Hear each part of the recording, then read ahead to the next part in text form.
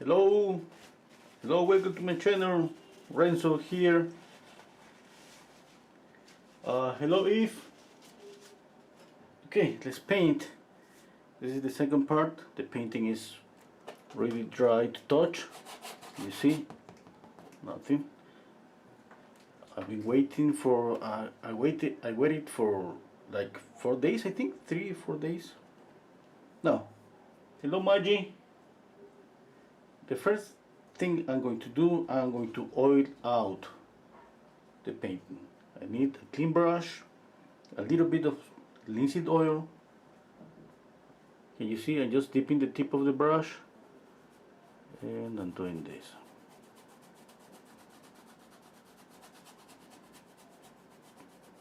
Okay. Now I'm gonna clean the brush and again. I'm gonna clean the brush again and I go over with the brush. I'm not adding more linseed oil. Okay, clean the brush again. Okay, that's enough. You know, I just want a little bit of linseed oil, not too much.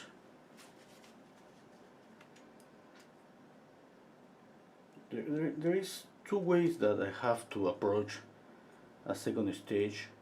Today I'm gonna just try one way. That's gonna be just paint over again some areas, but obviously now I wanna be more precise, trying to retouching here and there. Continue checking out values and always checking out the drawing. Hello, John. What needs to be done to the painting? It looks great, right? Okay, thank you. Okay, let me see. About the drawing, I think everything is okay. About the color, kind of close. I need to darken up one thing in the background to create more contrast. I have too much light here. That's one thing. I need a little bit more shadow here and more details. Okay, and at the same time, I feel that the painting is not too thick. Okay, and I want more paint on the surface. There. Okay, one approach, it could be something like adding glazes and impasto. It could be something like this. I want to show you this, but just to show you one way to do it. Today I'm just going to add more paint on top of this. For example, I have orange and white. Okay, just orange and white. No.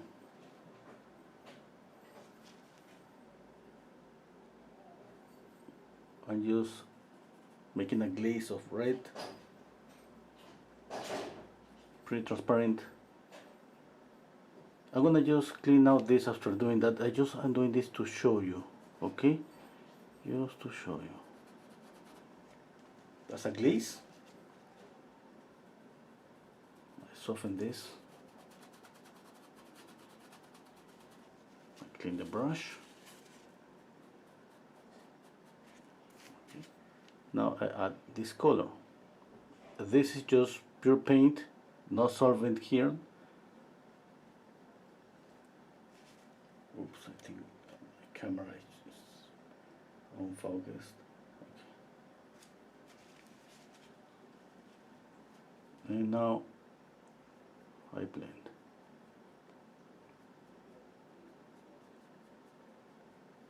Okay, when you do this, two things are gonna happen. First, you're gonna see the lights, more brighter lights, and at the same time you change the color on the painting. Let's say that your painting is too reddish. You add a green glaze and that's gonna knock down the red. Or maybe you add just a gray glaze. In this case you can see how that I changed the color here, how it's a little bit reddish and the highlight. Obviously it doesn't look like the photograph.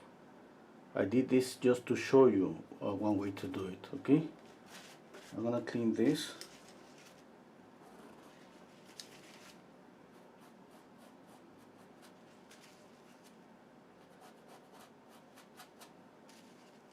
I'm just using a clean, dry brush. Okay. I wanted to show you that because there is always more ways to paint. And now let's paint. I'm gonna mix white and orange, and I'm gonna knock down this orange. You can pick up between blue or black, it's up to you. I'm gonna pick up copper blue.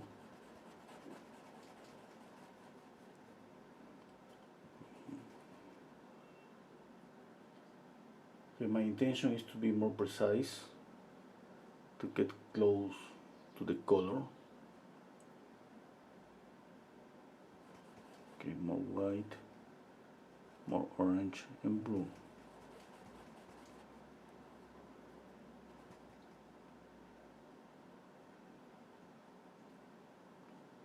Okay, now I add paint, and since I oiled out the whole painting, it's gonna be easier just to blend. Okay, I can do this pretty soft, pretty lightly, and basically I'm fading this paint on top of dry paint.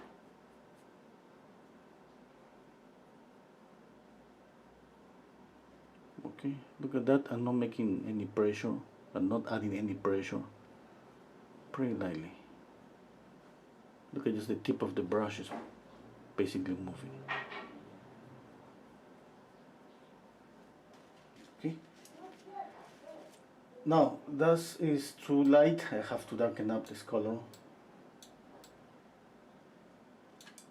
I'm gonna change this here.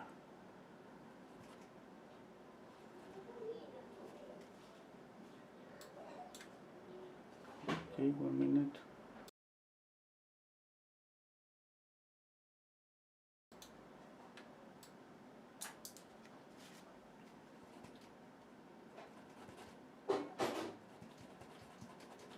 Now I have a darker color here. Let's go with a darker color. I think this is gonna be better.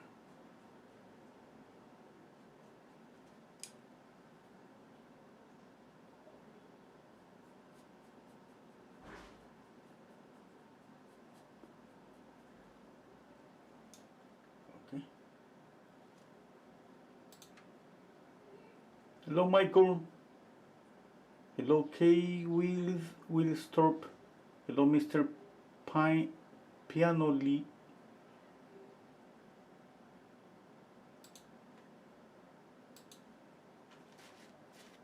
Let's continue mixing.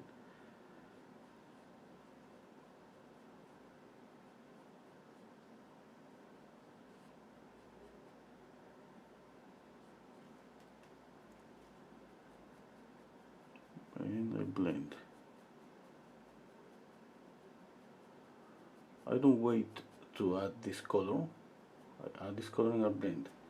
Then I'm gonna mix this color, which is gonna be orange again, orange, blue, and a touch of white.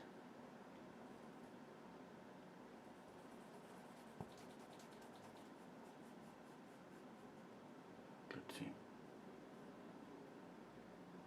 No. More white.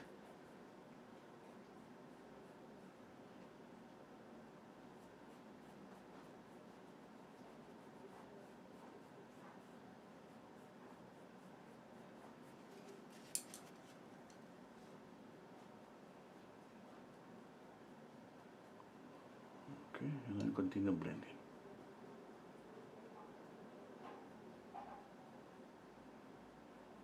Basically that's the process, and obviously I'm trying to get closer to the photograph.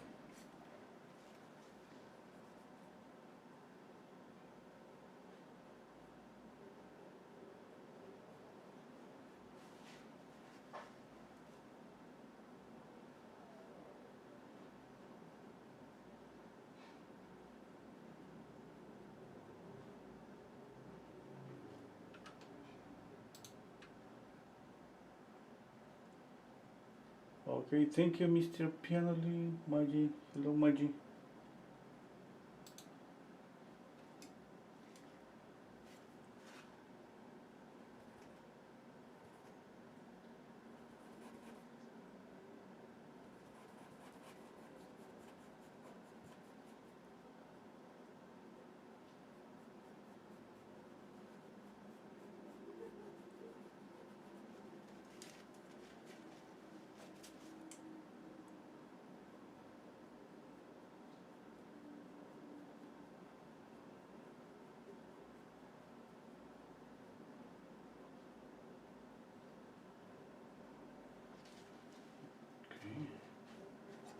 I need a different brush.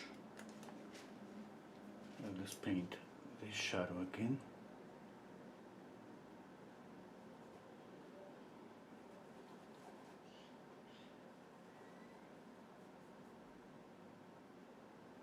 I remember when I started to learn to paint 30 years ago, and my first impression about this layer, it was like, it was a waste of time. Like, I have to do this again. I already did it the first time, all this.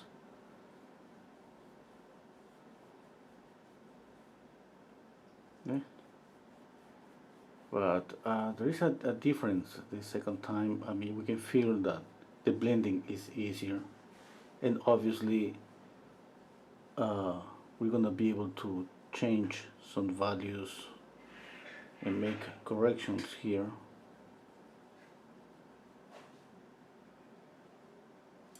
It's up to anyone. You know, I love painting a la prima, and at the same time I love this process. It's just a longer process. It takes usually let's say 4 or 5 layers.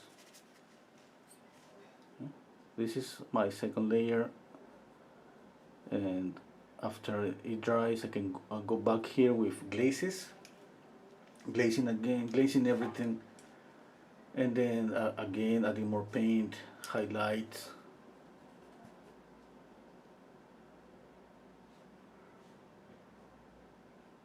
Okay, let me see.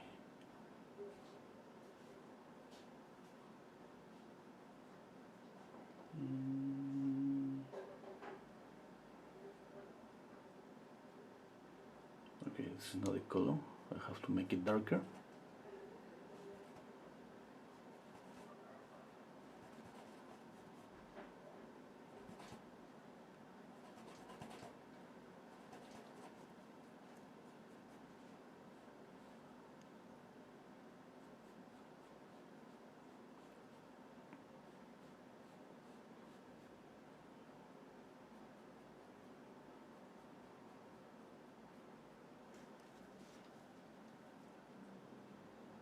I add paint and I blend.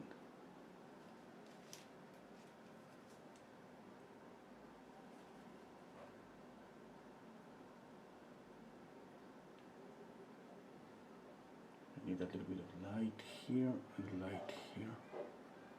Okay, light, light, and light. What else? I see a little bit of a little bit of this here. Yeah? Okay. What about this color? It looks okay. Yeah, it looks pretty close. Okay. So let's see a reflected light here.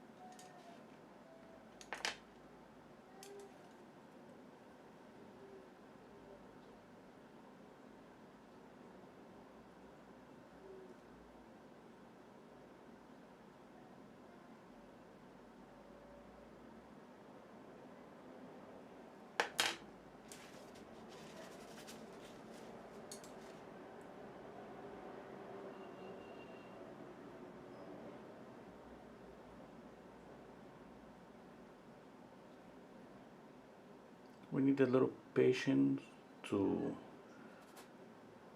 working on this, layer after layer, because it's gonna take 4 or 5 times maybe. So different when we paint at la prima, but definitely this is more relaxing. If we make a mistake, we're gonna be able to correct it on the next session, and the possibility to take a rest, between layers is pretty good to check out for mistakes. We don't have that when we paint at a prima. Anyway, I love both styles.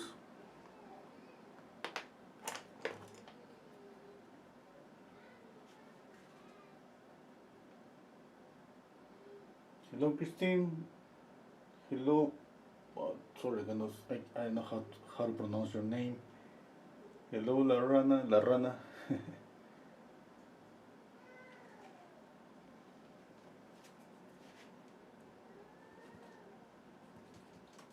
more light here.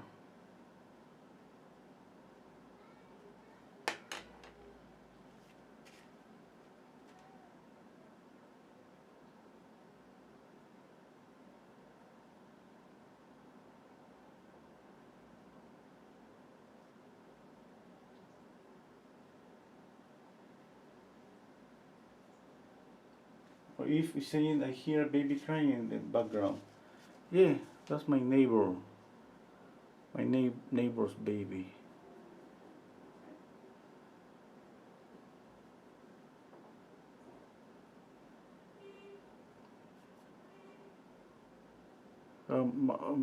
My neighbor to my right, they have a really big family, right? Like five. They have like five, I think, 5 kids.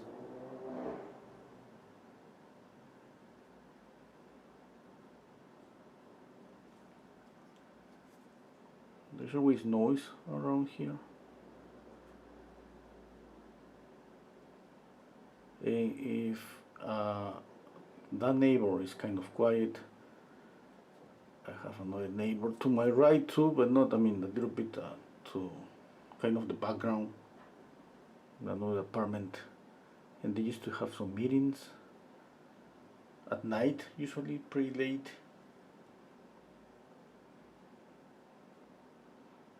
At the same time, they're pretty sure they can hear me speaking here. Not so clear, but pretty sure they can hear me speaking. The same way I can hear them speaking. And this, my little space for painting is just at the bottom of the house, just the last room of the house.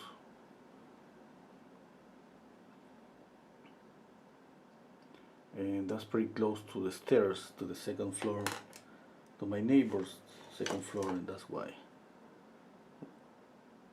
we listen all kind of sounds.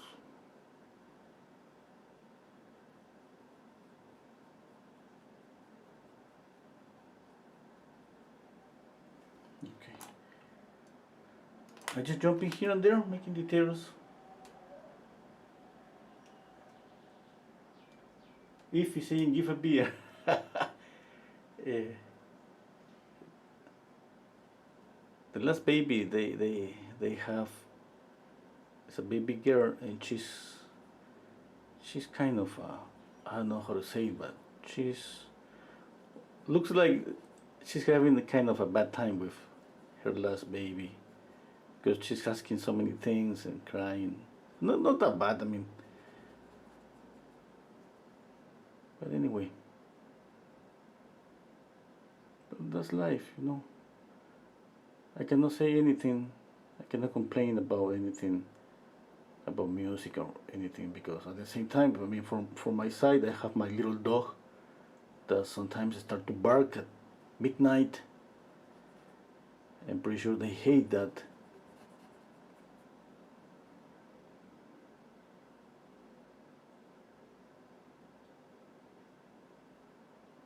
And I had, the cats, 5 cats, and one of my neighbors told me, "Hey, your cats are Just we were fighting on my roof at pretty late. I said, wow, and I promised not to do something, but I don't even know what to do with the cats.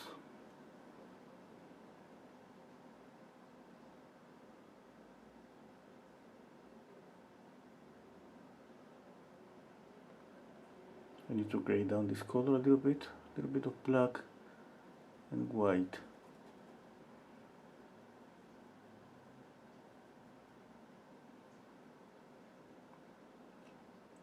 But with all of that, my neighbor is kind of quiet.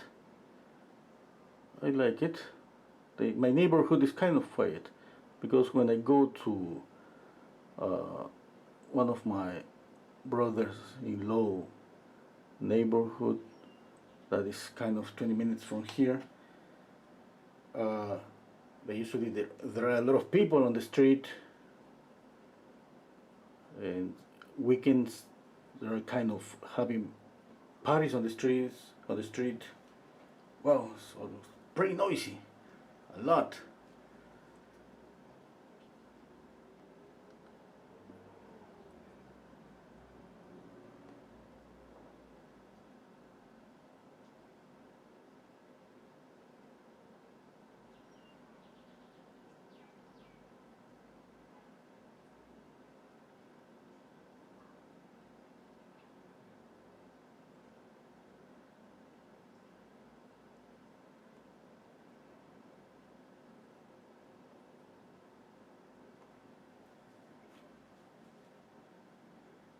Okay, let me check out. Yeah. I'm mixing black, orange, a touch of camion red.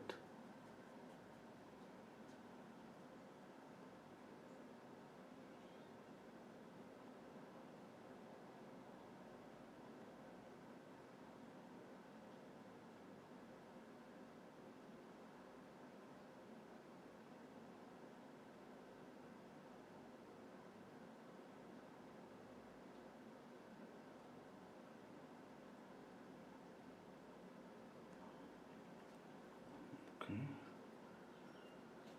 I'm taking out the excess of paint from my brush.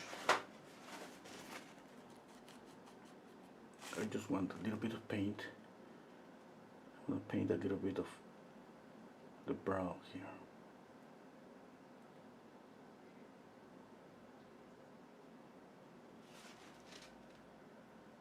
I'm going to zoom in, okay?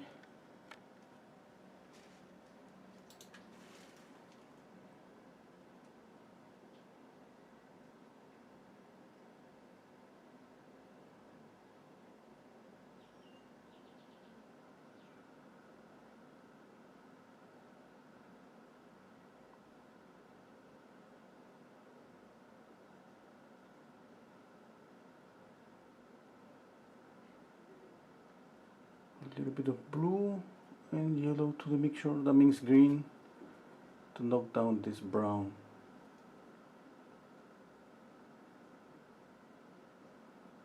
I'm making this a little bit darker and greenish. Okay, I need a different brush for blending.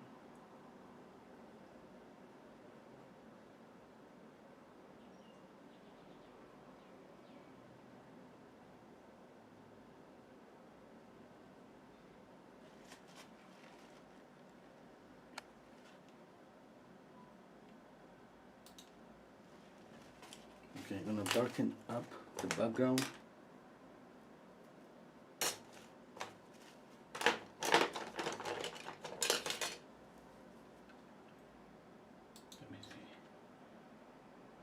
Let me see. Mr. Piano Lee is asking me, do you paint landscapes too? Yeah, I paint landscapes. But mostly in Patreon. I haven't painted too many landscapes here in YouTube. My channel is more about portraits. I love to paint portraits. Hello Liliana, how are you? Sorry about that. I don't know. I love to paint portraits. I think that's not gonna change every time that I'm about to paint. So sometimes even I'm thinking, okay, today I'm gonna paint something different, and I see a photograph of a nice portrait and I say, okay, a portrait again. Next time I'm gonna paint a still life. I have some still lifes in my channel, okay? But it's more about portraits.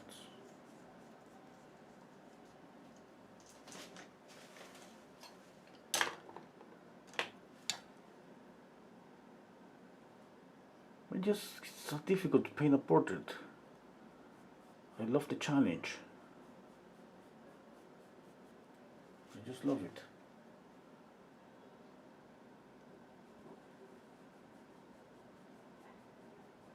Every time is a challenge.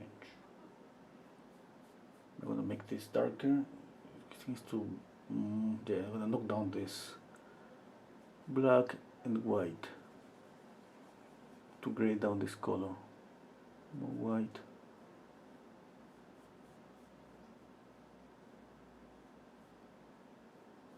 You gotta be careful with this.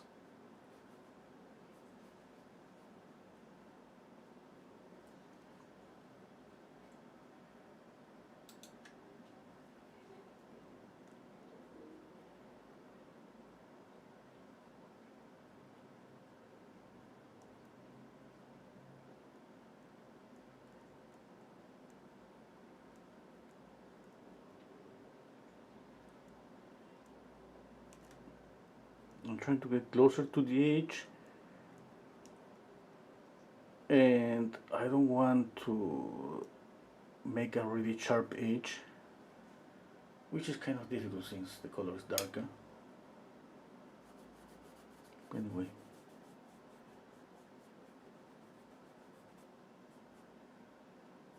more paint.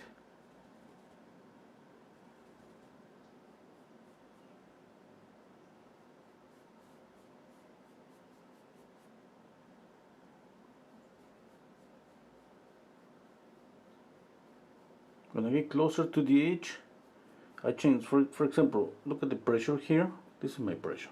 Okay?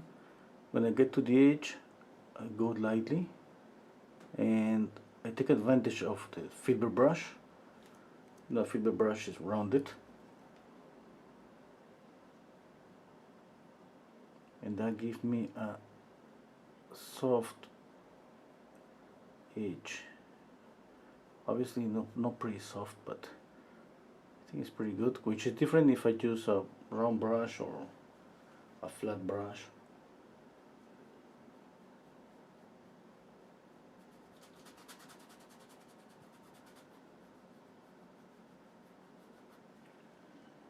Okay. Mr. Pianoli is asking me prefer portraiture to foreign is want to paint everything I see these days. Yeah.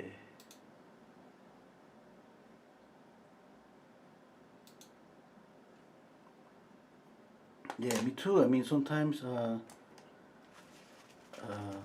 I see another painters painting like everything, you know, everything, just anything.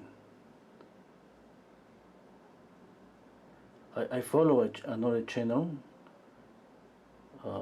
It's called Or Painted Life, and this guy paint anything, even I don't know the simple thing that he see on the table. It's amazing. It's just like he found beauty everywhere. And for me, it's the same, but it's just like I see that and I say, oh wow, that's kind of really nice, but no, it's not like no, it's not my thing. It's just like I feel, yeah, I'm gonna get bored so fast if I paint something so simple. But anyway, I admire people like that, you know, like this painter that he found, uh, like he paints anything, and you can feel that the energy. You can feel that he loves what he's doing. That's pretty good. That's pretty good. That's amazing.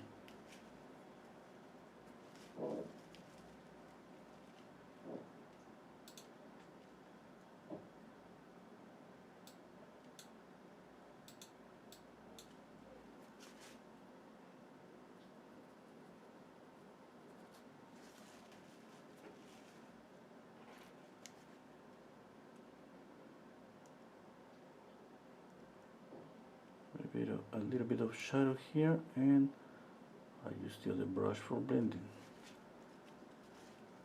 Okay, what about the nose? I see something that is not okay here on the nose.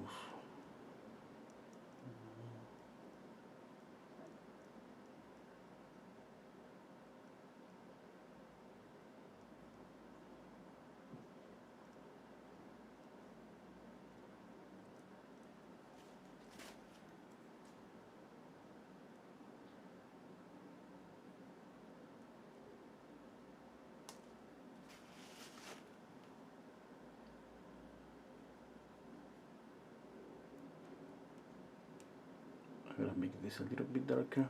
Yep. And soften this.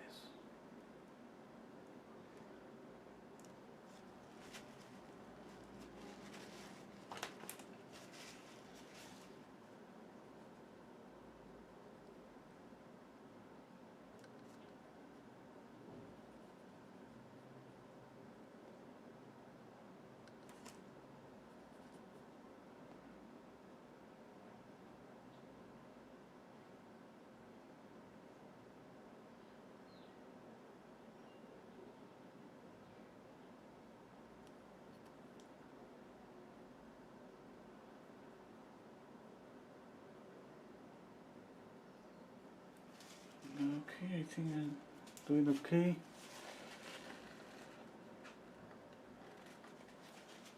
Mm-hmm.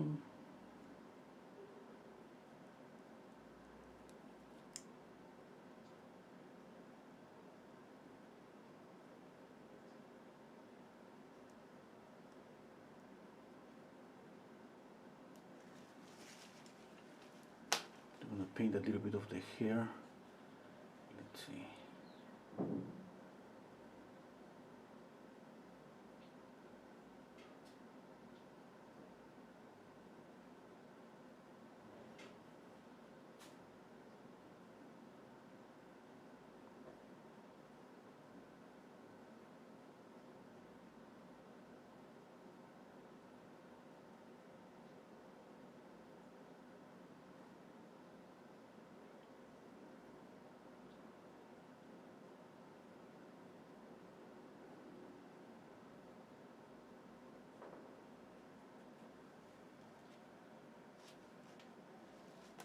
Okay, I think I have to darken up this area here.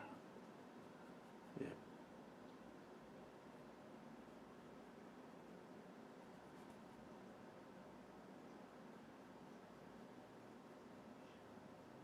And my value is not correct here. It has to be darker.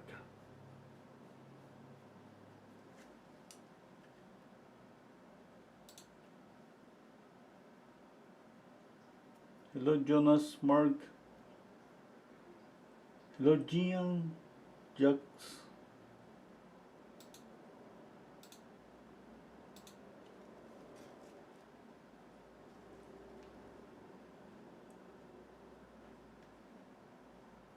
Okay, I see a mistake in this area. I think I have to move this a little bit up. Something is not okay there. Okay, or maybe it's the background. I have to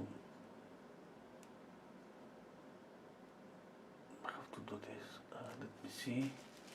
Yeah, I think it's better. Maybe the distance from the eye to the brow is just too much.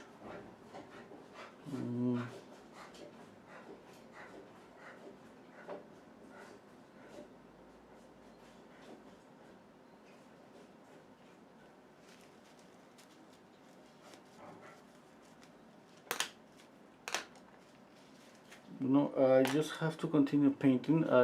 Obviously, during the process, we see some things that are not okay. There is always, I mean, there is, the process is gonna be always like that.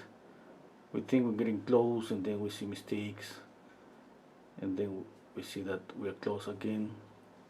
Let me see. Okay, that's too dark. Definitely, that's too dark.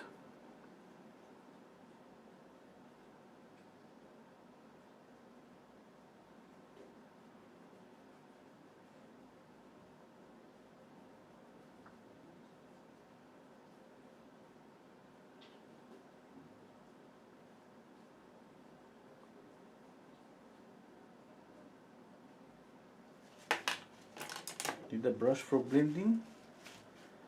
Let's soften this.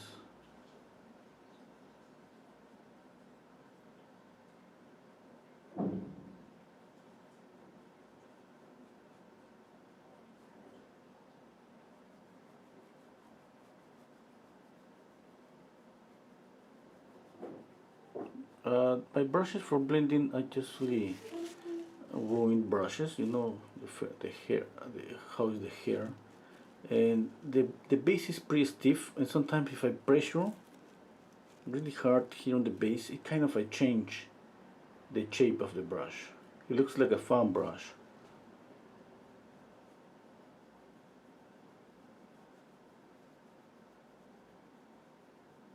And that's what I want. Okay, when I clean up this brush, I don't want to just clean it perfectly. I always want some stiffness here on the base.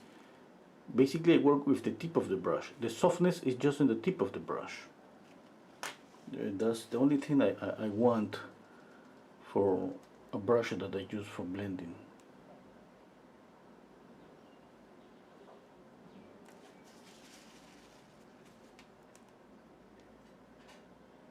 Eventually, all my brushes end up being brushes for blending. Obviously, basically I use more the rounded ones, more than the flat.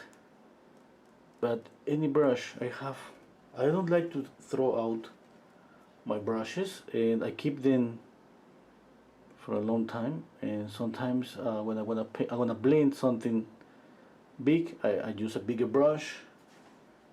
And even this tiny brush, at some point, this is number kind of 000. At some point, is gonna be a blending brush. I mean, it's starting to be like that. You see the hair? It's not pointy anymore. Okay, I think this is too dark. I'm just gonna light up the color a little bit more. I'm adding orange, white, and a touch of permanent alizarin crimson.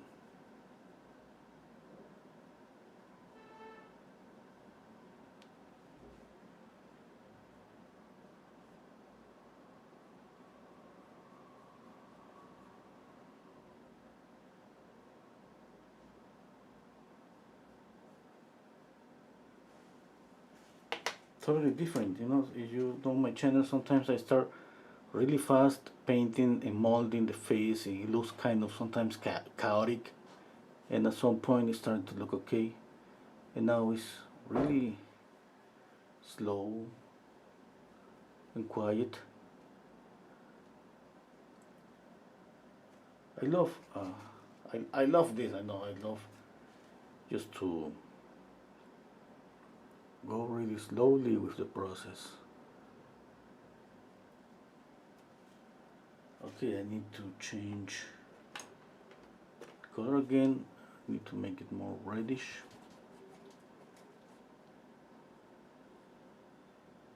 But I think it's better here.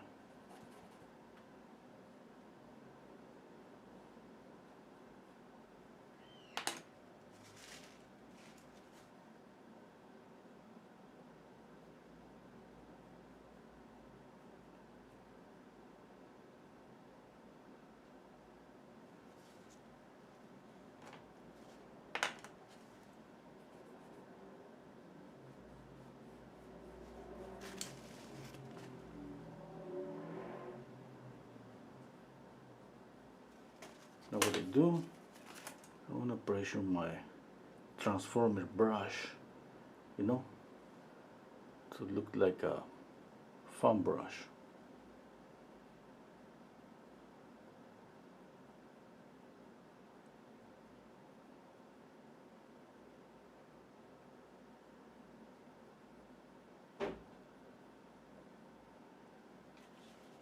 Okay, let me step back. I think I need to light up this area. With the same brush for blending, I'm going to pick up a little bit of color from here. And I'm going to light up here. Okay.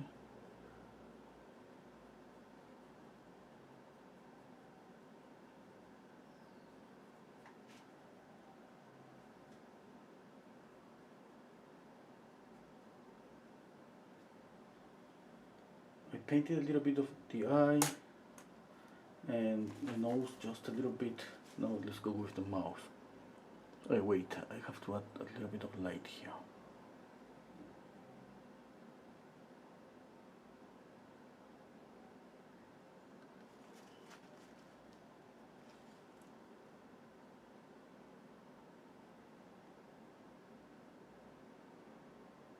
Imagine getting when I was painting like this, and some like my friends, we all were painting like this, and you get into the studio. If you get into the studio, it looked like a library. Everything was pretty quiet.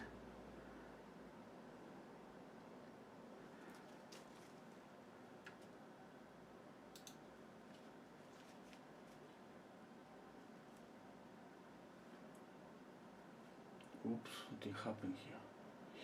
Okay. Jonas is asking me, what do you think? What do you do with the color mix when you have finished the drawing? Do you make a background? No, I used to keep it. I keep on the palette. Some people used to buy my paintings. Some friends, some of my patrons. Really grateful for that. Thank you so much for that. And usually, let's say somebody buy this painting.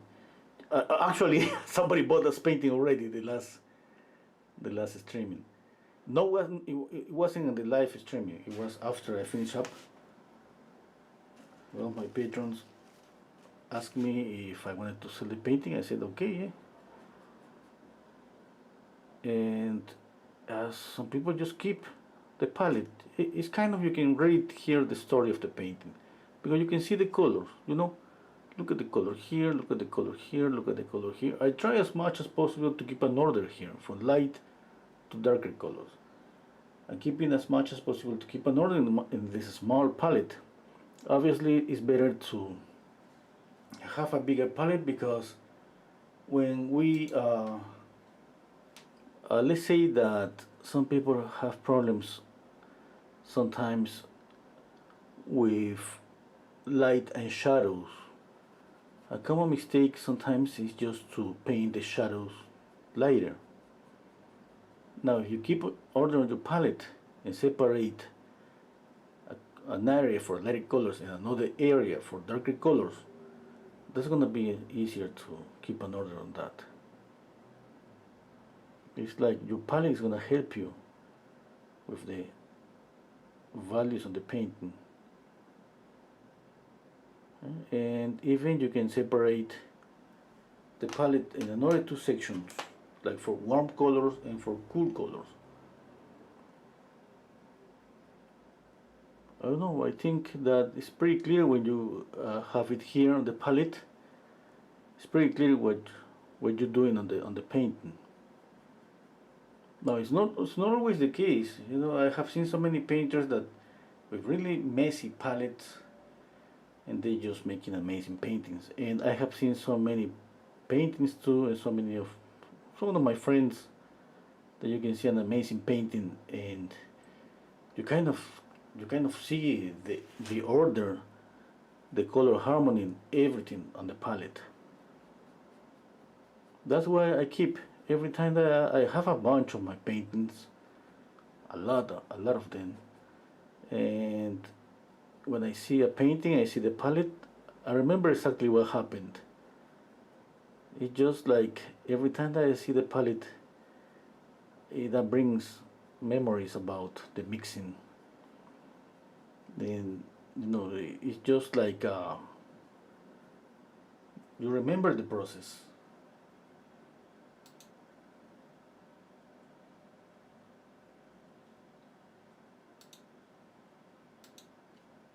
And for me, I love that. Because it's kind of if I remember somebody bought me a painting it was 5 years ago. I did a course, you know, a portrait course, and I was keeping the painting with me for a long time, and sometimes, I mean, we paint, we need to sell the paintings that we create, and I got the opportunity to sell it, and I was like, keep the palette, please. You know, it was my friend, and he was like, maybe, not so sure about the palette. I explained to him like, okay, I keep the palette because of this, because of that. And he was like, oh, that's pretty nice. And I went to his office like a month later, and there he had the painting behind him, but without the palette. And I said, oh, what is the portion of the canvas? I throw it away. I said, oh my God, you should keep it. Just, you know, it was kind of losing a portion of the painting. But nobody keep the palette. I mean, every time that I have painted so many paintings. I started to do this because of my courses, and I continue to do this in Photoshop, in YouTube, because it's easy for me. It's more stable. The palette is just here, and kind of messy with my palette. Just the idea about cleaning the palette every time, just too much. I paint a lot. I prefer just, let's say, a new palette every time. This is kind of a new palette every time. And if my canvas is brown, the palette is going to be brown. If the canvas is gray, I have the same color every time, which is pretty good when you mix the colors.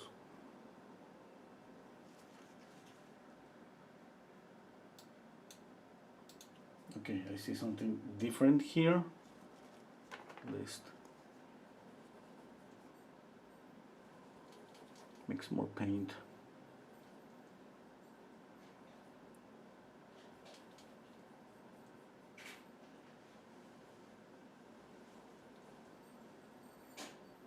No, it's not okay.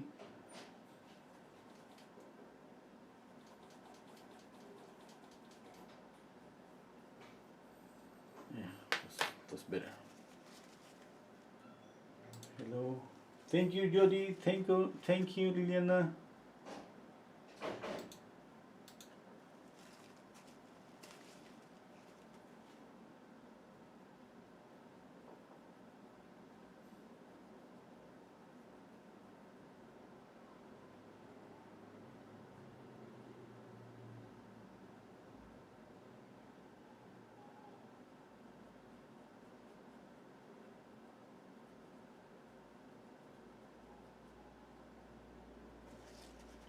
Okay, let me step back.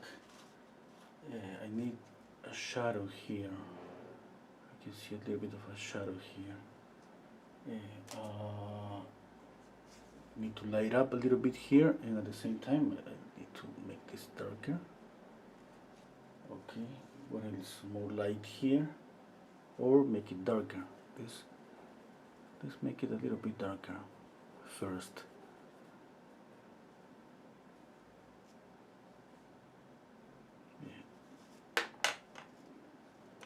Now the color in the shadow here is not black, obviously. It looks kind of reddish. It's kind of greenish and reddish. Sometimes it kind of looks like it changed. And basically, mistake here. Basically, I'm mixing a reddish brown. I have in my palette, when I mix black, orange, and I have a brown. I add red, I have a reddish brown. I add blue, I have a greenish brown. And it's kind of changing from burnt sienna to burnt umber. Every time that I want to change, I just add more orange or blue, and red, of course.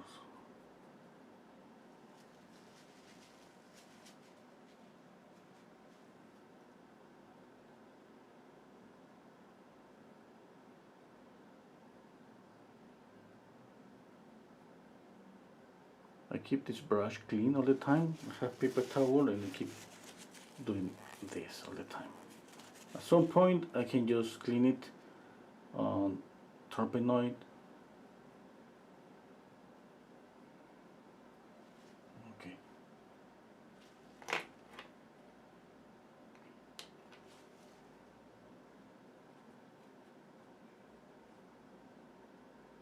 Orange, blue, red, white, a little bit of yellow, orange, blue.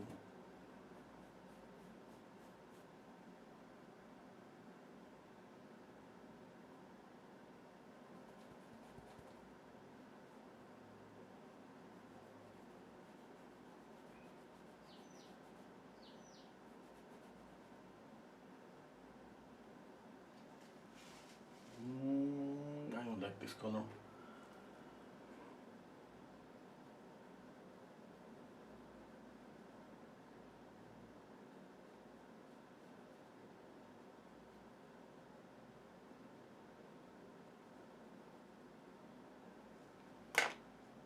Okay, gonna light up with more yellow.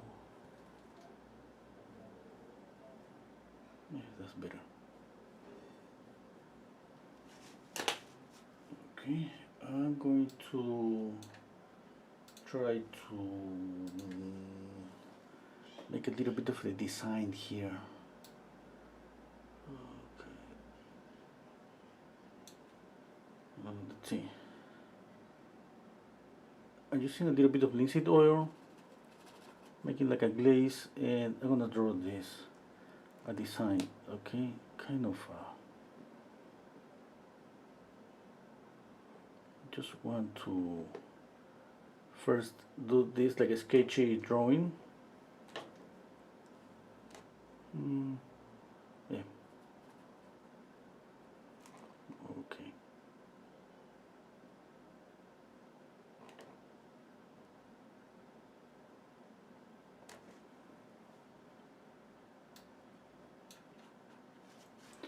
Okay, now let's mix color. I'm gonna start with just gray, black and white,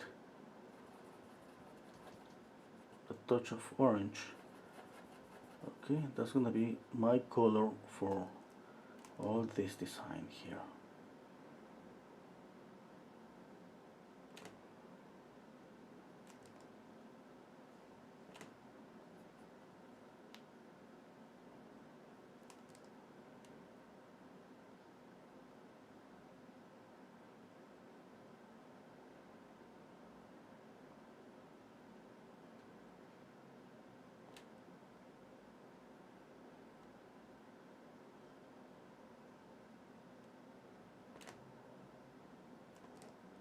I'm gonna paint a little bit of this, and then I'm gonna paint on my own time. We just wanna see a little bit of this. Okay.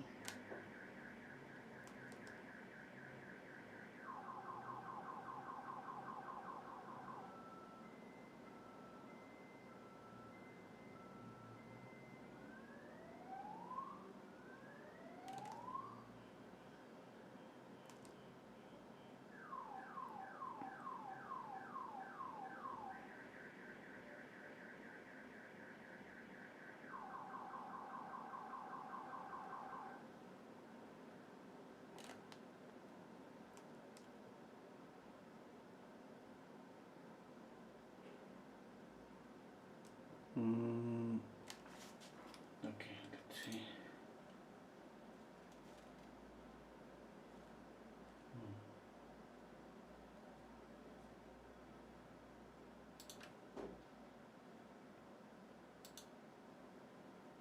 Let me step back. I love it. No, not the painting. I'm saying just that I love the design here. I hope I can get it right.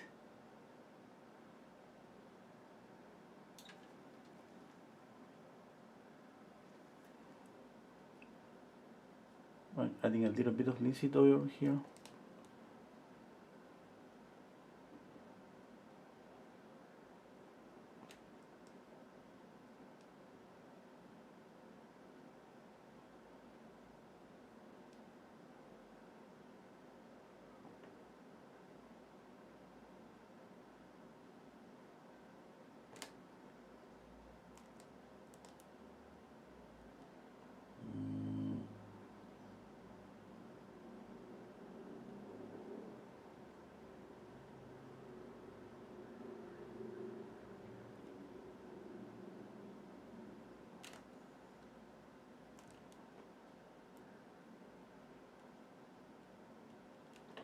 Okay, this area maybe is too much.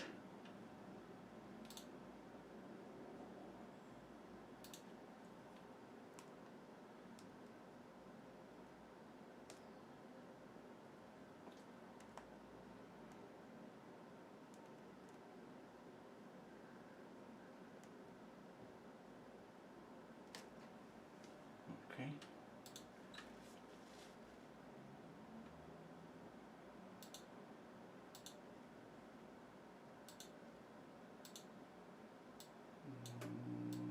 Let me see. Yeah, I like it. I have to add this yellowy. It's more like a. This is too reddish. But I'm gonna do that with glazes. I'm not gonna be able to get the color right. It's gonna be just about glazes because if I put more paint on top of this, I should be kind of retouching in the little spaces the color that is here. That would be too much work.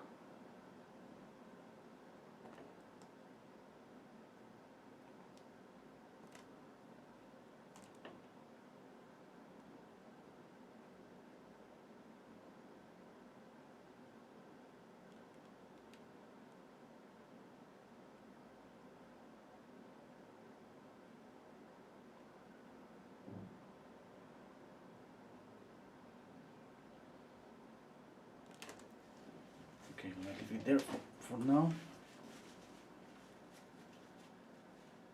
And let's continue painting the face. I have to do something here. Okay, let's see the background.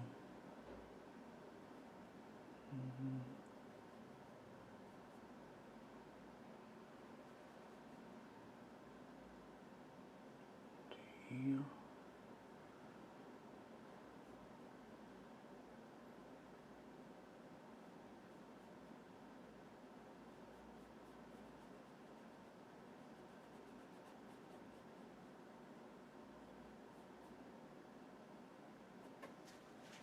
Okay, let's work a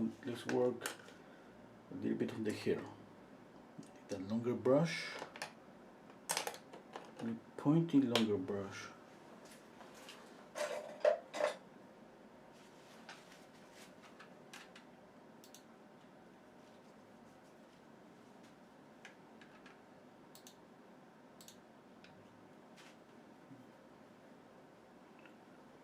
Okay. This is it's number 12. It's pretty pointy. I don't have a smaller one right now. I should have a smaller one.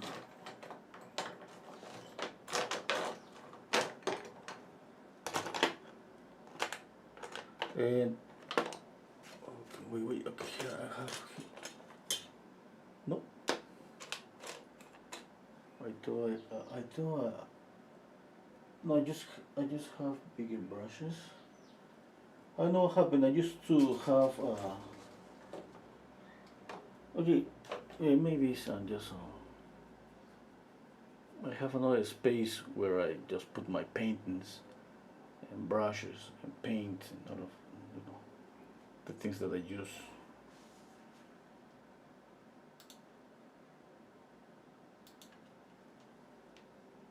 Okay.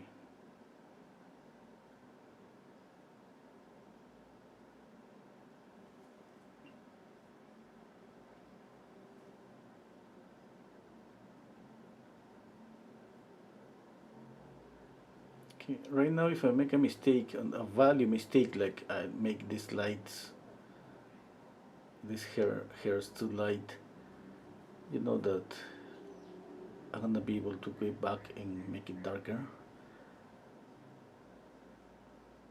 Basically what I want is copy, where it's light, light, where it's mid-tone, it's a mid-tone. Where you see shadow, shadow. But obviously I'm not gonna be so precise. Obviously that's difficult. But I wanna be close enough to just to be able to fix this by adding some glazes.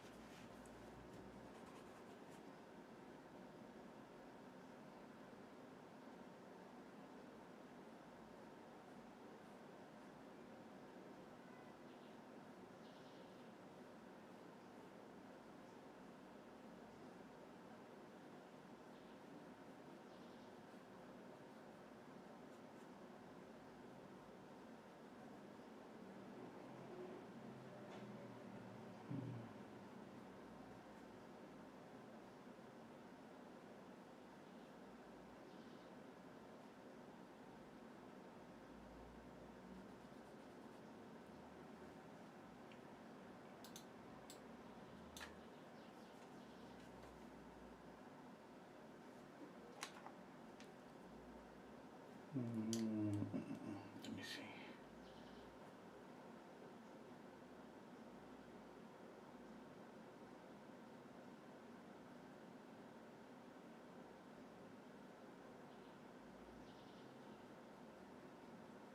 Okay, I'm gonna darken up this color a little bit.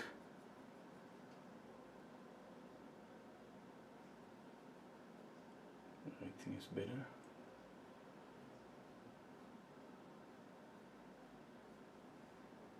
I need a little bit more of linseed oil. Darken up this color a little bit more.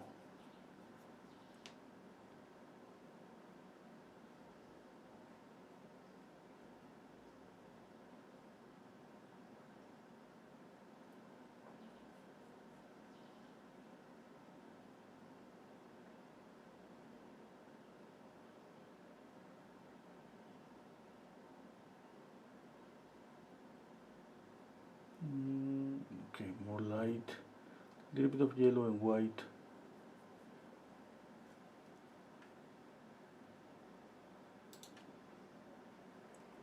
Yeah, at the same time I gotta do something here. Let me see.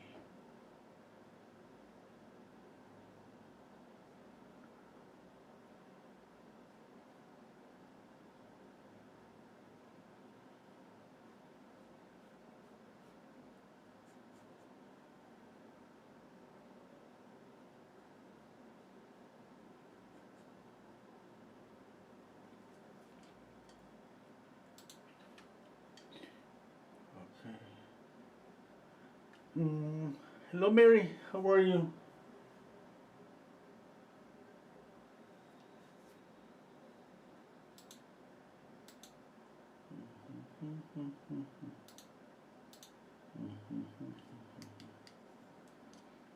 Okay, let's continue.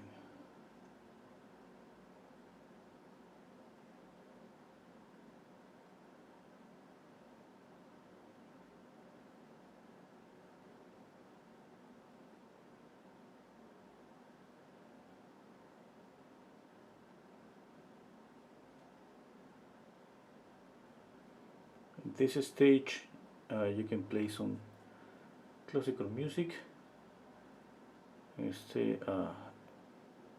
and paint for at least 5 hours. Things pretty slowly.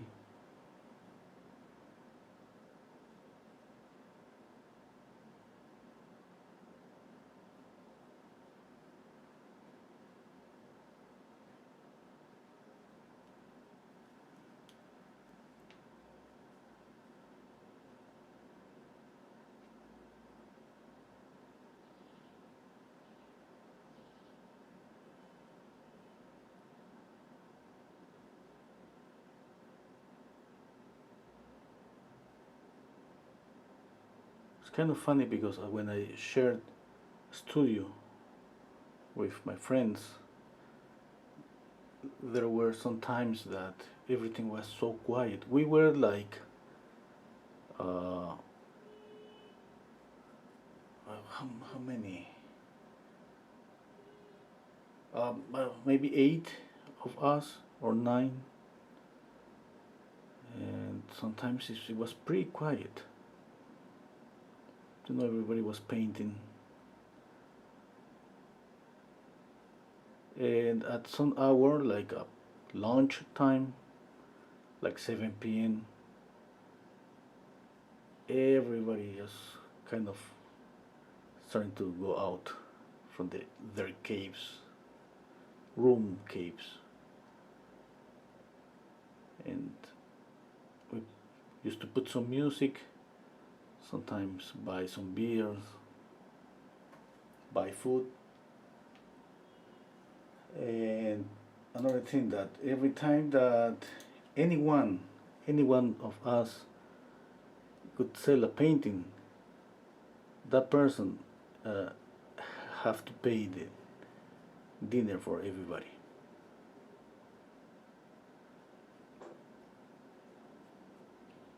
It was like every week, once a week, somebody just sold the painting, and we were there enjoying a nice dinner. I remember one of my friends. This guy was like, we knew, oh, he sold a painting, and he disappeared for a week. Nobody knew where he was. He was he didn't like to share, to pay for the dinner. Everybody was looking for him. Where is he? I mean, nobody knew. Nobody. And then after a week, he was there, just like nothing happened. And we were, hey man, what happened? We know you did sell a painting. And we order a pizza or anything, you know.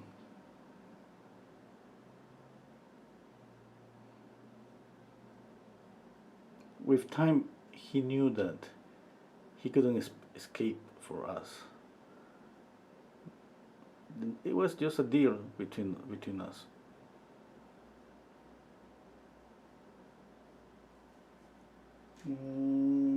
Okay, I like it.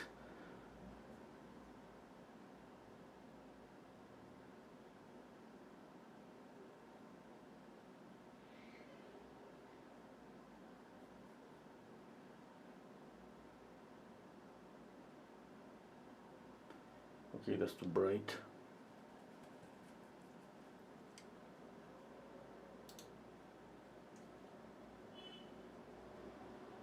Okay, Mary, see you later.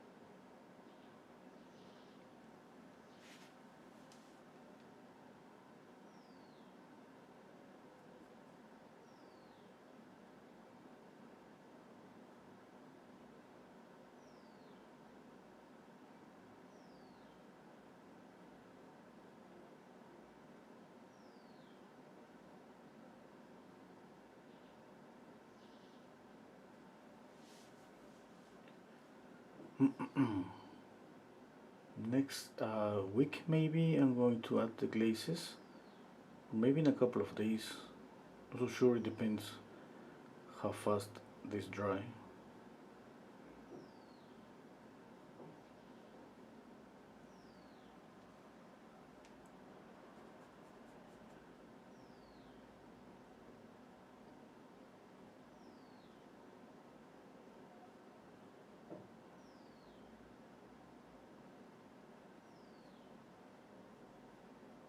Meanwhile, I'm gonna go back to La Prima paintings, because you know I have to let it dry for usually 4 days. If you paint with more thicker paint, you have to let it dry for a week. But it depends, you know. I want to add some glazes. To add some glazes, the painting has to be dry to the touch. You feel that the touch is kind of sticky. Okay, it's better not to add any glazes yet.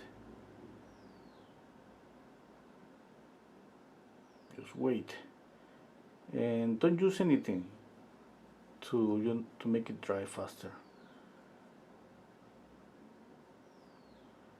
Let the oil paint dry of the usual speed.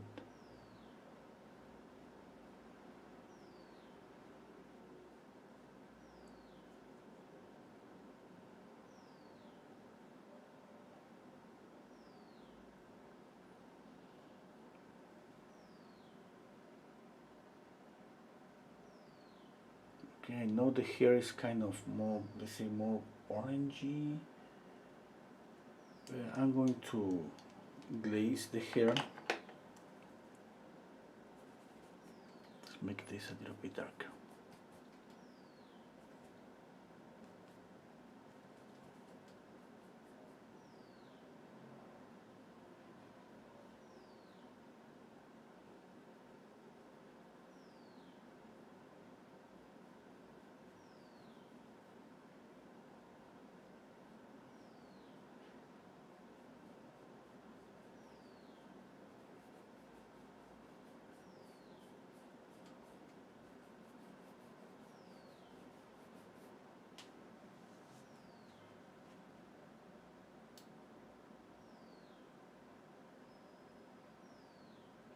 Okay, I think that I have to, now stepping back, I have to knock down this light.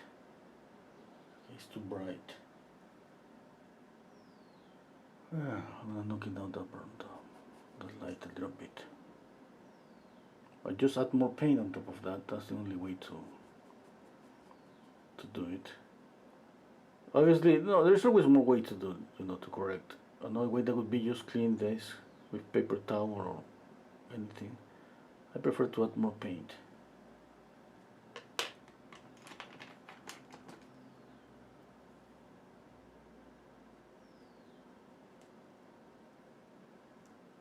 Blend a little bit. Okay, let's work on the mouth.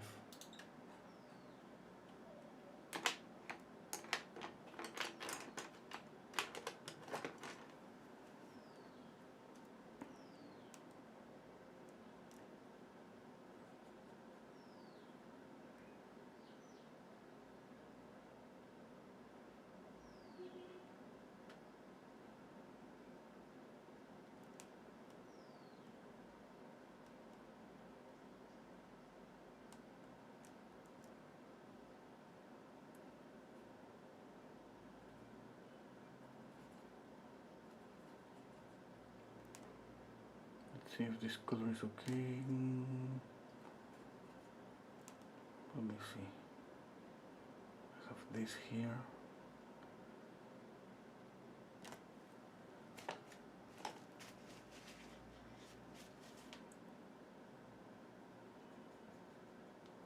I think I need a darker color just for the middle of the mouth.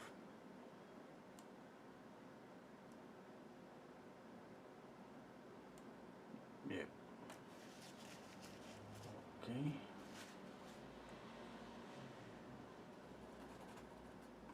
A little bit of a cast shadow here.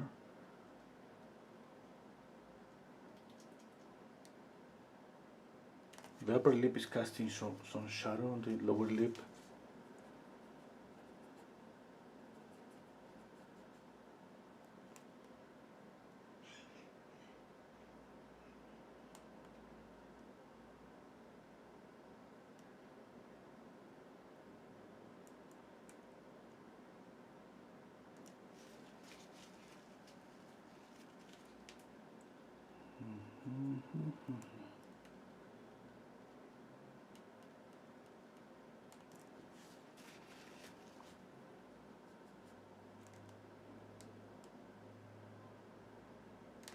Let's see, this light is in the middle. It's a line up with, yeah, that's okay, it's here.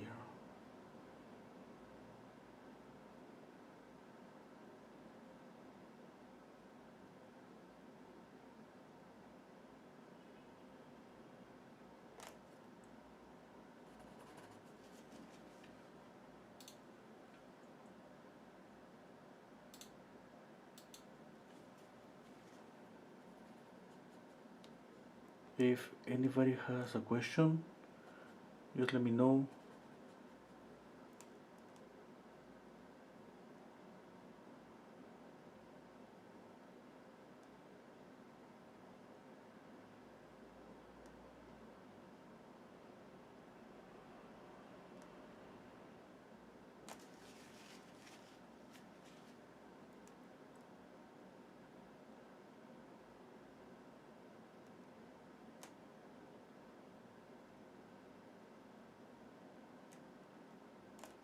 Okay, step back.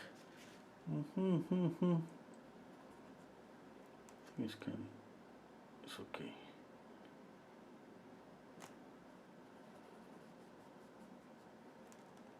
A little bit of light here.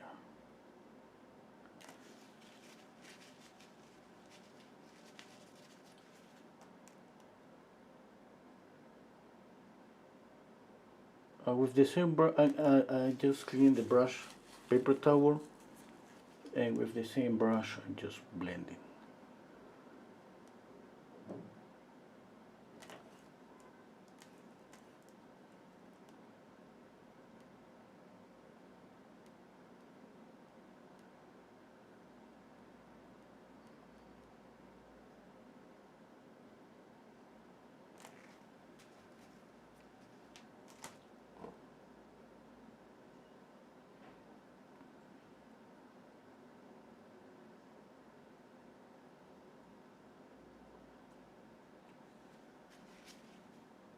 Okay.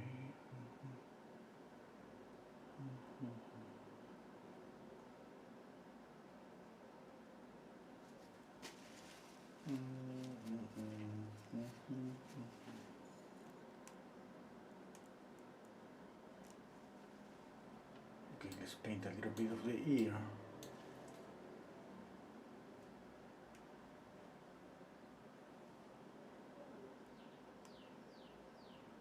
First, I need to soften the edge.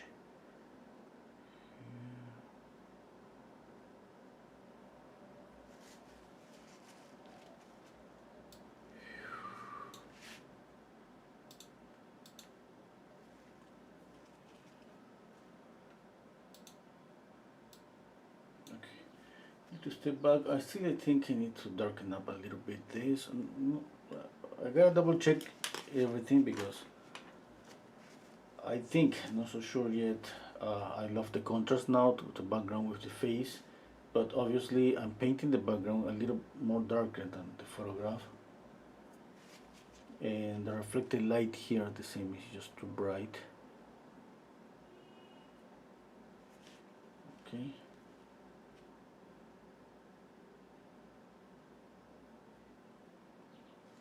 Okay, this is another brush for blending. It's the same that I've been using, the other one. Same brand, different number. This is number 4, this is number 6. These are very pointy. Now look at what I do, the same as the other. I press here on the base of the brush, and I have like a foam brush. Can you see that? And I use that to blend this and try to create the roundness in this area. Okay, and then I can make it pointy again and blend here. Blending is about the tool.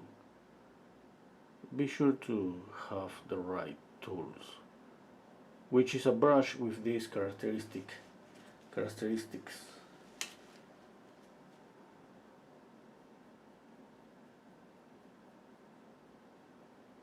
Sometimes I keep doing that. I'm here and I pressed here and I change it, and then I press it here again and I change it again. You can do that. You can. Whoa, that was too much red. Obviously, try to do that, because if you don't have the right brush for blending, definitely that's going to be a little bit difficult to smooth out everything. Okay, I need some shadow here on the forehead.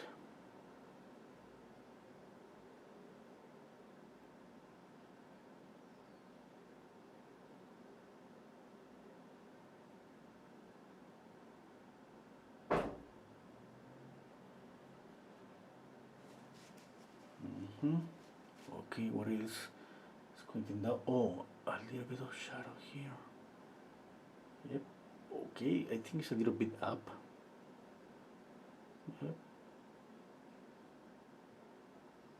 You know, the good thing about working with so many friends, like I was telling you about this ateliers, studios that I used to share with my friends, is that you have so many opinions, so many people can. I mean, usually between painters, we don't used to critique anyone. Okay, it's just like we go. I used to go checking out all of my friends' paintings from painting to painting, and we didn't make any critique. I didn't make any critique. But if somebody asks you for a critique, we definitely try to give a good critique. It's not like your painting is amazing. Oh my God, this is just so beautiful. Not that type of critique. A critique that's gonna help. And if you see something that's wrong, yeah, I obviously don't. We don't wanna be mean, but we gotta find a way to say point out the mistake without being mean. That's this it's difficult, you know. But that's the only way that we have to help somebody. And sometimes when we see that somebody's making the same mistake again and again, definitely, okay, that would be a good idea to point out that.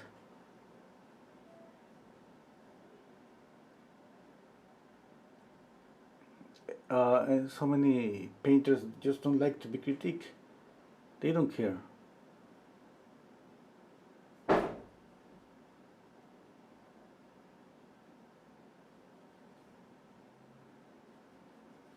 Yeah, I remember I have a friend that he used to paint the human figure, and I remember one of his paintings that he did a mistake on the size of one hand. You can tell that the hand it was a little bigger, and he's my friend, you know. I have to tell him. I had to. I couldn't. I couldn't call uh, a friend if I don't point out something that is gonna make his painting better. I told him, and he was like, "I don't care. I know." I noticed that. I said, "Yeah, you don't planning to fix it?" No, I don't plan to do anything more. I just okay. And I remember I was like, "But you know that people, anyone is gonna see the mistake." Yeah, I don't care. He was like, "Yeah, I don't care. Yeah, okay, that's okay." I insisted like 3 times. You should correct it if you realize about that. But he was no. I don't want to touch the painting anymore.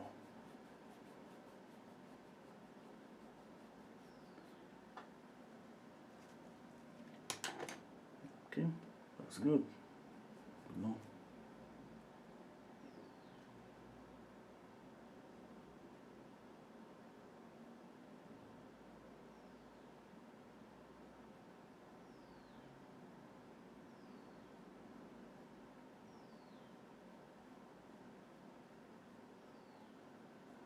And at the same time, I remember it wasn't my friend, but a guy in the School of Art that he used to love to critique. He was like he went every time. It was a time that he went to my classroom, and he was directly to me. He was started to point out my mistakes.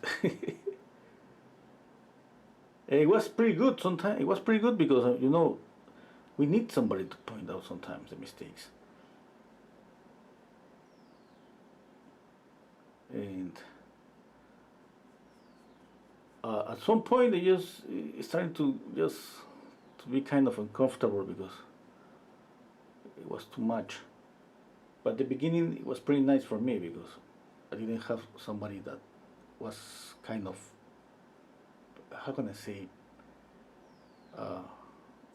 brave enough for saying some way to point out somebody's mistakes. People always are afraid that we're gonna get mad, you know, that hey, why do you point out the mistakes? But the truth is that we need sometimes that in order to fix something. Now, when I work alone here at home, the one that critiques my work is my wife. She has a really good eye. Like I was painting, I always remember this, I was painting a portrait and he just passed by for just 2 seconds and that ear is too big. And it was like a slap on my face and I just saw that at the moment that she said it. I went, oh my God, that was big. It took for her just a couple of seconds to realize about that. And I was working on the portrait for kind of 3-4 days and I didn't realize about that. It was a simple detail, you know.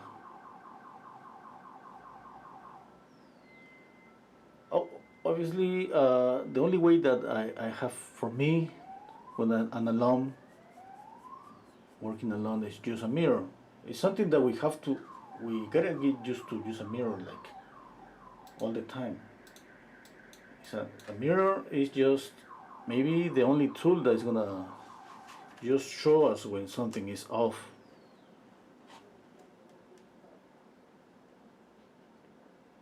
That's my neighbor's car, you know. It's kind of annoying sometimes, but I don't know if you could hear the alarm.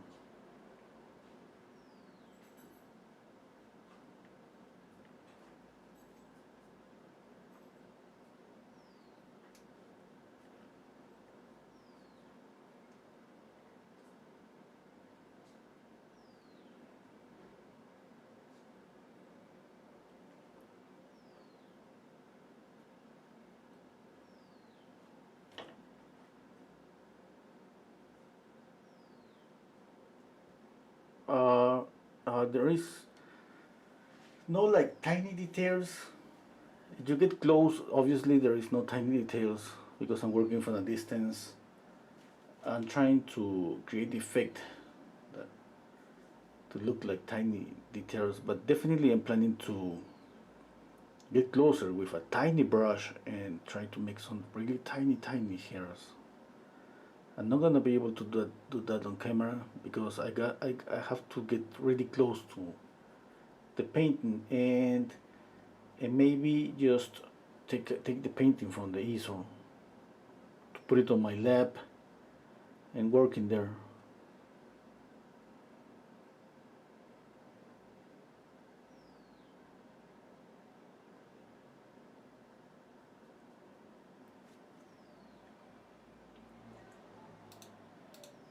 Okay, let's see. If he's asking me what the size of this painting is, like 8 by 10 inches. Tipu is saying, hello Tipu, how come that you're mixing colors on the canvas? I used to do that all the time. You check out my channel, Tipu. Welcome to my channel. I think you're new to my channel. I have like maybe 200 videos and each one of them I'm just painting on the canvas, using the portion of the canvas as a palette. Tipu is asking me about the background. It's gonna be darker. I love the contrast here between this and this. Hello Joy T, good morning. Hello P. Sorry that I don't know how to pronounce your name. Do you prefer normal oil paint or water mixable oil paint? Both. I think both. You remember that's the same product. Exactly the same product. They just added a medium to make it work with water. It's just the same. Exactly the same. Ernest is saying your skin tones are richer and more pleasing than the photo. Thank you so much. By the way, I didn't want to do that. I just wanted to copy exactly the photograph. But anyway, that's good. Thank you.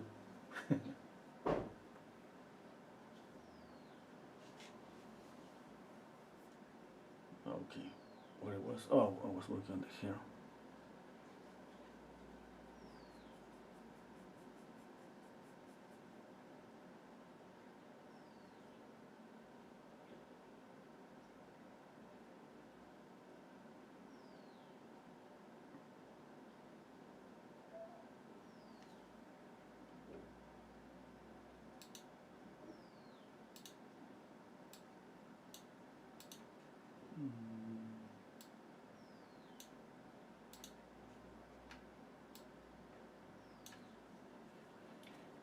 Checking out everything here. Just a minute.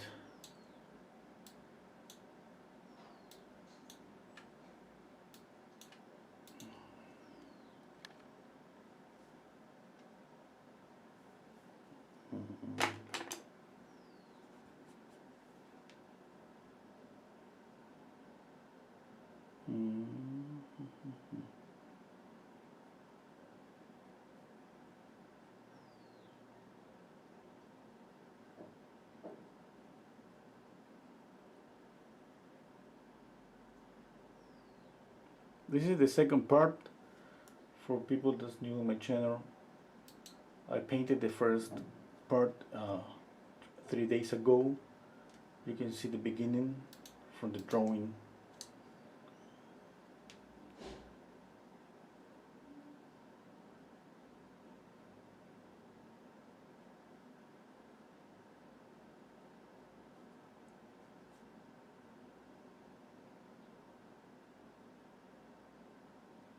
If you have any question, let me know.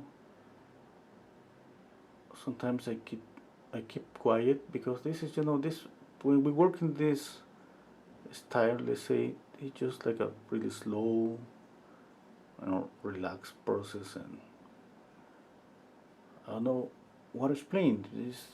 There is not too much to explain, like in the first portion. The first portion, the establishing of the drawing and all of that, and when we paint a la prima, that, which is different, it's like more explanation. Here is more about just paying attention, squinting down the eyes a lot, paying attention to values, color, and try to copy as much as possible the photograph.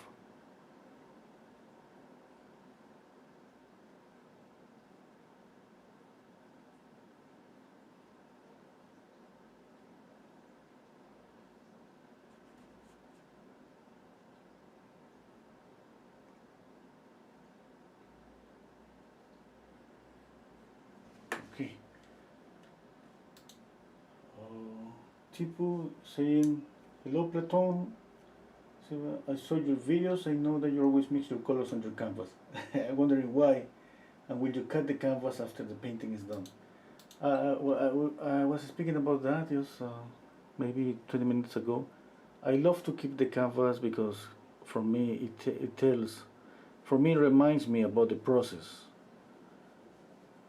Okay, it just like bring memories back for me about the process every time that I see the palette.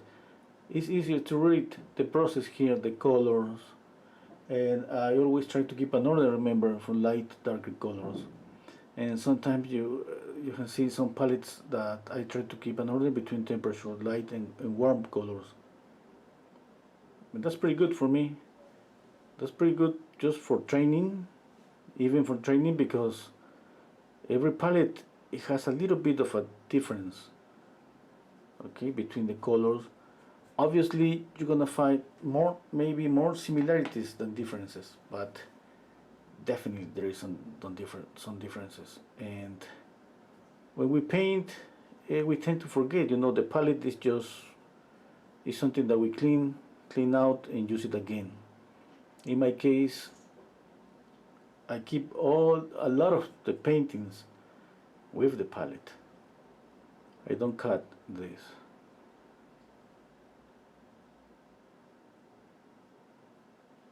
I just love it.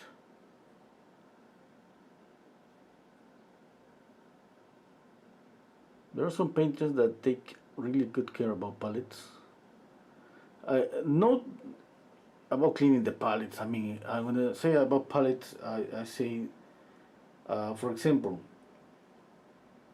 one of the teachers in the School of Art, he used to work with a really neat order between warm, neutral, and cool colors.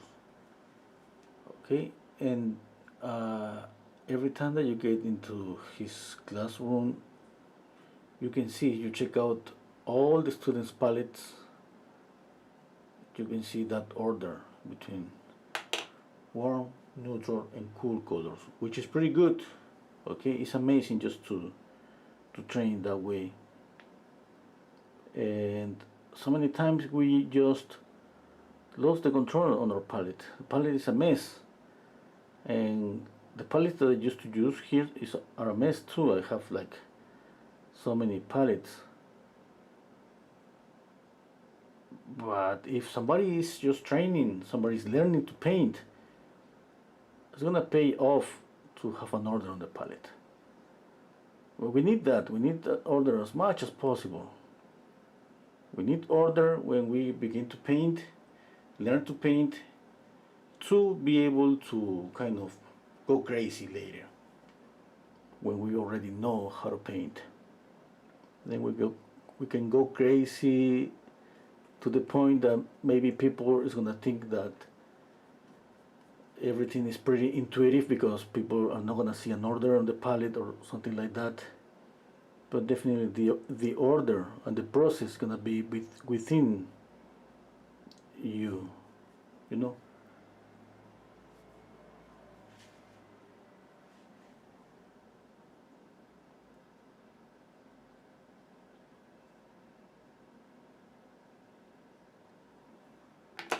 I have seen so many of my friends, my palette friends, that looks like really chaotic, looks like a mess.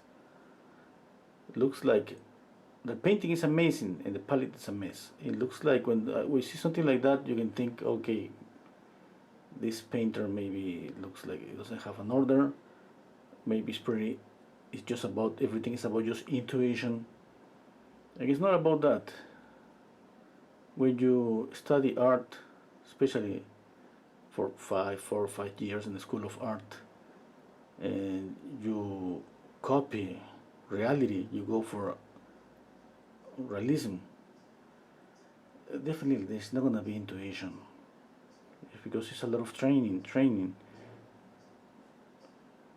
Okay, it's like every step is gonna be the result of creating a muscle memory about any task, that you go over that again and again, to the point that you create a muscle memory, and maybe you don't know how to explain part of the process, but it's definitely you're following a process. Definitely. Tip was saying, so you are not selling this painting? I sold this one. I already sold this one. Thank you so much for asking.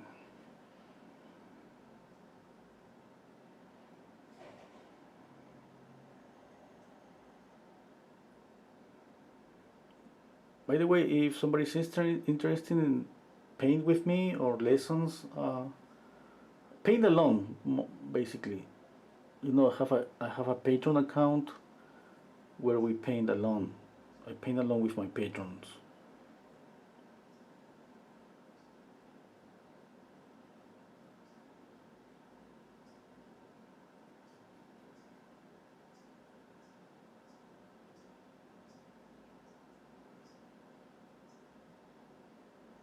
We paint alone every Saturday. We paint landscapes, still lifes, everything. Saturdays is more free about. It's not about portraits. It could be about portraits too. Well, what happened that Saturdays is just $4. The tier on my Patreon account is just $4 per month, and we paint every Saturday. Okay, 2 hours we paint with oil paint, we take a break, and then we paint 2 more hours with acrylics. I think that's a pretty good deal, you know, to practice. And obviously, we talk, obviously, you know, we use Zoom. That means that we can ask me questions, we share thoughts, and it's pretty good. It's a really nice group right now on Patreon.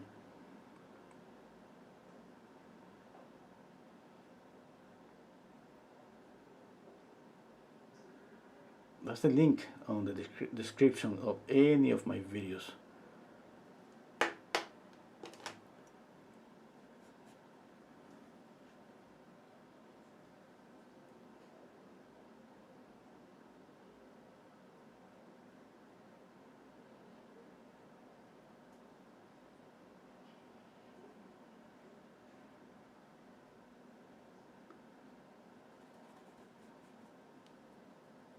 Of course, there are more tiers. Tiers are like levels. On $5 is the cheapest one, and then is $9. With $9, you got access to all the recorded videos on the Patreon. Right now there are like more than 200 recorded live lessons, live paint along lessons. Each one is 4 hours long. Not all of them, of course. They're all the portrait. There are some of them that are just 2 hours. You can see drawings, still life, landscapes. Okay.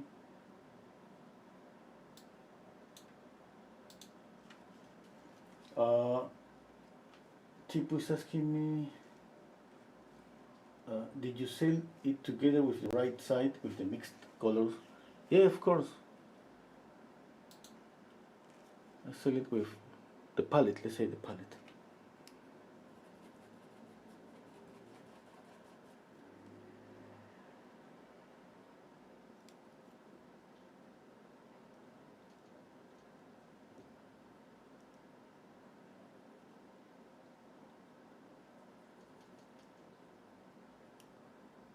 You know, for somebody could be really nice to have a painting with the palette and obviously with the video.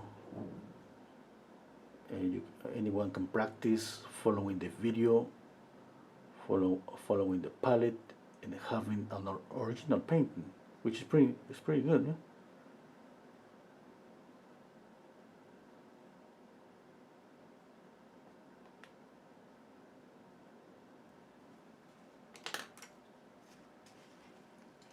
What's your opinion on solo exhibitions? Should an artist really go through it?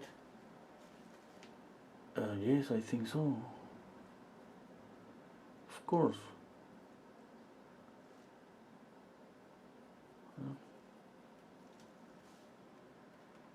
I have had, I think I did like 10 solo exhibitions. One, like here in my country in Peru, I did like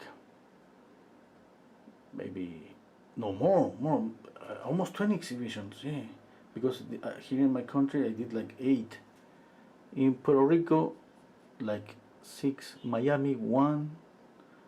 In Philadelphia 1. And that's it.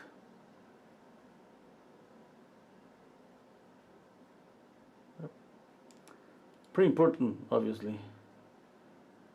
Working with a gallery is what we need. The gallery, I mean, have the clients. The gallery is able to sell the paintings. That's what we need.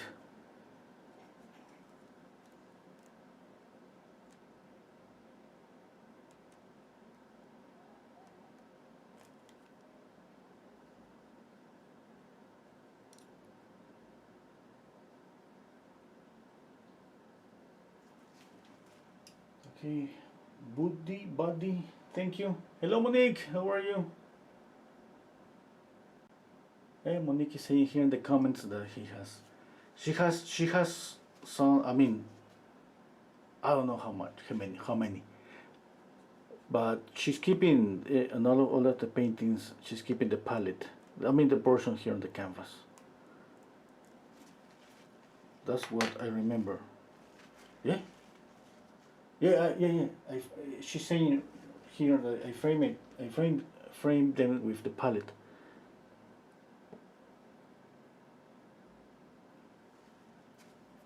Mm-hmm.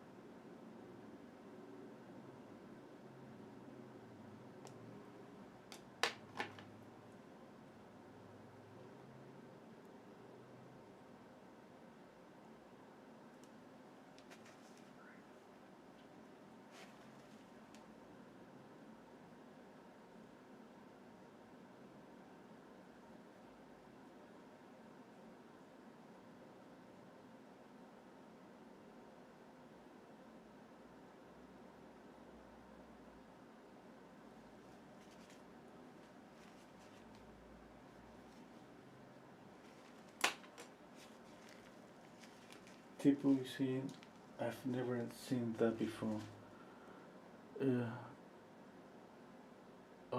It wasn't like an idea. It was it was something that I just found more comfortable for me. I did that when I paint. I was creating some courses, some to paint portraits, still lifes. I was speaking about like maybe 6 years ago, and I remember the first was a still life. Okay, and some people complained about that. You know, I got the palette on my hand, and I was showing the palette, and then I moved the palette, and it was like they couldn't follow my mixtures. It was a really short video. You know, it was the first one. I was lucky that somebody pointed out that, and I was able to fix that. And then I started to put the palette next to the painting. Okay, and that was pretty good with that. But the palette, usually my palette, it was white or brown, and the canvas is not always white. It was more gray. And I said, okay, you know, the best thing is gonna be for me just to paint a little portion of the canvas. That's gonna be easier to keep the same color, and definitely I'm not gonna get distracted and move the palette. It took me a little bit to get used to that, because we are used to kind of have the palette below the painting on a table, and every time I was painting, automatically I was moving down. I was like, oh wow, I have to move here. Here's the palette, you know. And I was just having the problem that automatically moving to my little table here to look for the palette. It's not like it maybe took me just a painting just to get used to that.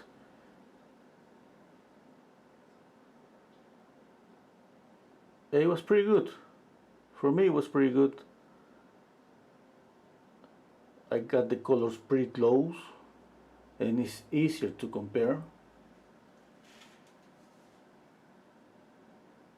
That's what we want, you know. So when we want to match the colors, I mean, I don't want to match the colors all the time.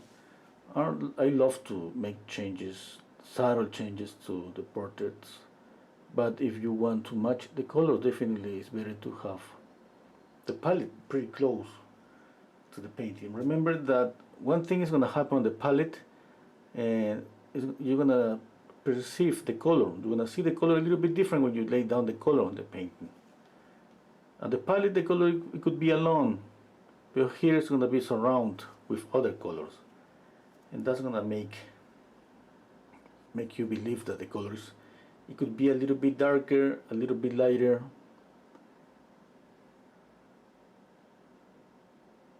Okay. And more, usually every time that we clean the palette and we start with a white clean palette, every color against white is gonna look always a little bit darker.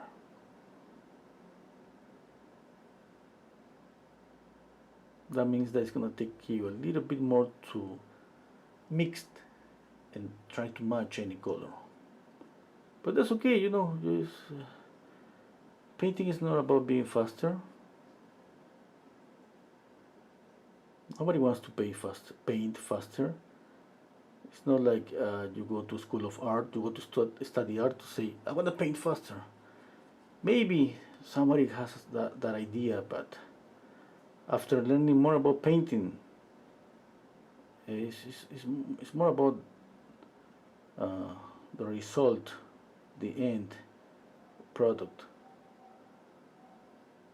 It's not how much time do you spend painting. Yeah, something's not okay on the forehead.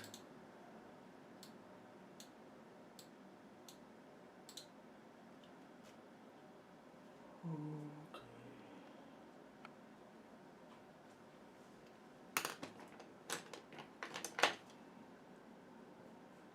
Yeah, I have to darken up this area a little bit.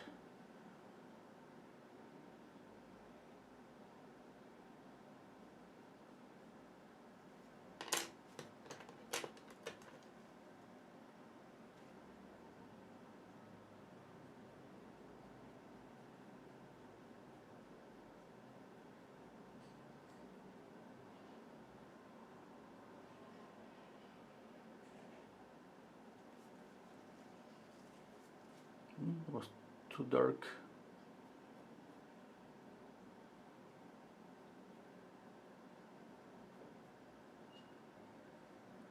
Okay, that's okay.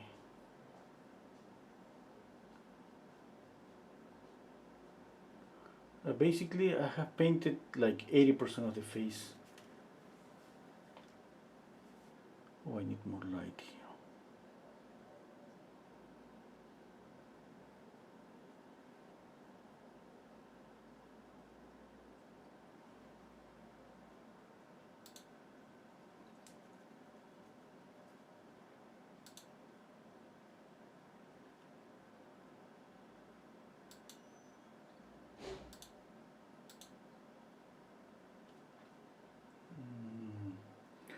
Okay, I have to make this grow a little bit.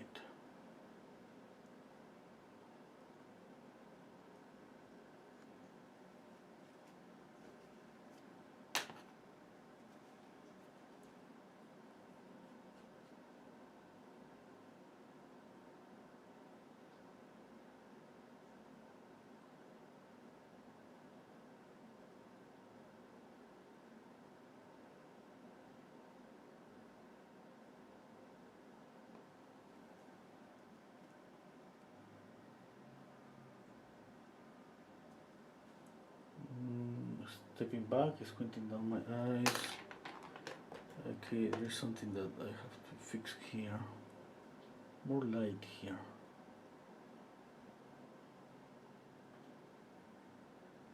Yeah, more light.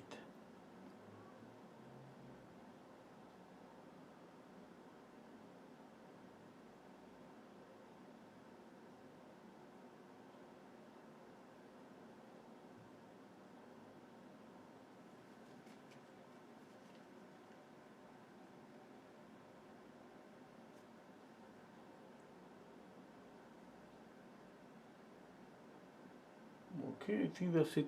I'm gonna paint maybe for 10 more minutes. Been almost 2 hours.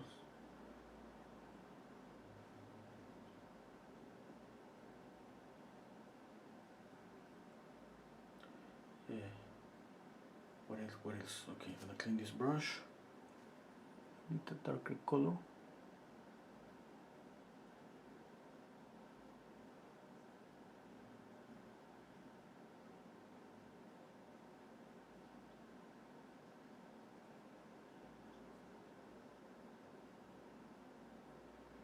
Okay, next session is gonna be about what? About glazes. And yeah, I mean, maybe I'm gonna show the glazes. Oh no, to be honest, I don't know. Because with glazes, sometimes I spend like just 10 minutes and let them dry for add the glazes again for 10 minutes next day. And maybe that's it. You know, I don't think they're gonna show the glazes for, or maybe I'm gonna make a short video or a time lapse. To be honest, I'm not so sure. Or maybe I'm gonna make a live stream just to like 10 minutes, 20 minutes live stream to show the glazes.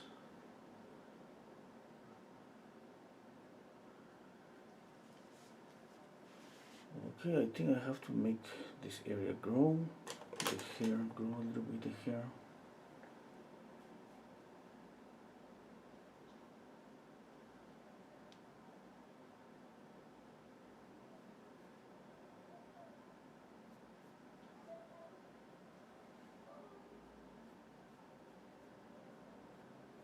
Okay, then I gotta go to it.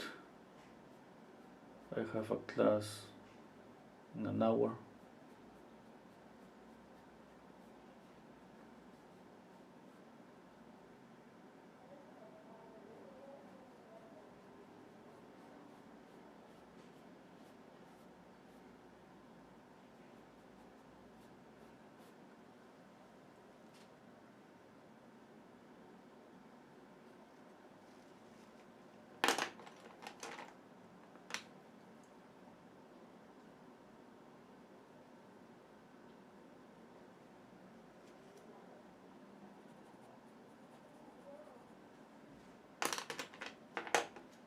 Okay, I'm gonna soften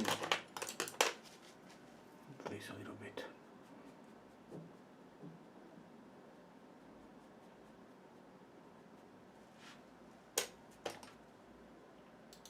Yeah. Okay. Oh, Monique. Yeah. We're gonna have class in an hour. 7 o'clock. Yeah.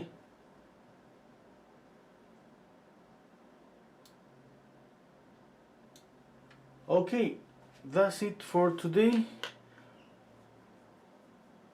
I hope you liked the video and see you next time. Okay? Take care, everybody. Thank you for being here with me. See you next time.